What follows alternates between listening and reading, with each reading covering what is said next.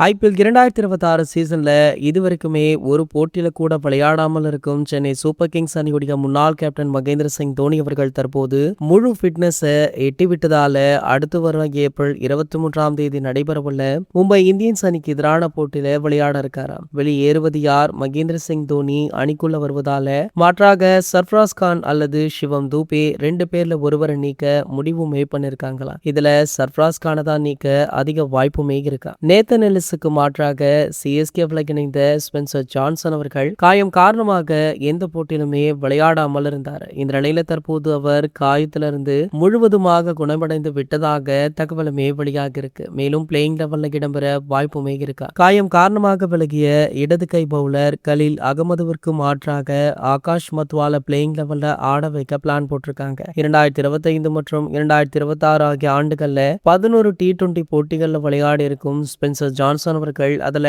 9.71 எக்கானமில 14 விக்கெட்டுகளை தான் எடுத்திருக்காரு. 2024 2025ஆம் ஆண்டுல நடைபெற்ற பிக் பேஷ் லீக் தொடர்ல சிறப்பாக பந்து வீசி 7 போட்டிகள்ல 13 விக்கெட்டுகளை எடுத்திருக்காரு. சோ ஆகையால பாத்தீங்கன்னா 11 அணில 3 மாற்றங்கள் அதிரடியாக பண்ண இருக்காங்களாம் சிஎஸ்கே. இது போன்ற கிரிக்கெட் செய்திகளை பத்தி நீங்க உடனே தெரிஞ்சுக்க நம்மளுடைய சேனலை மறக்காம சப்ஸ்கிரைப் பண்ணிக்கோங்க.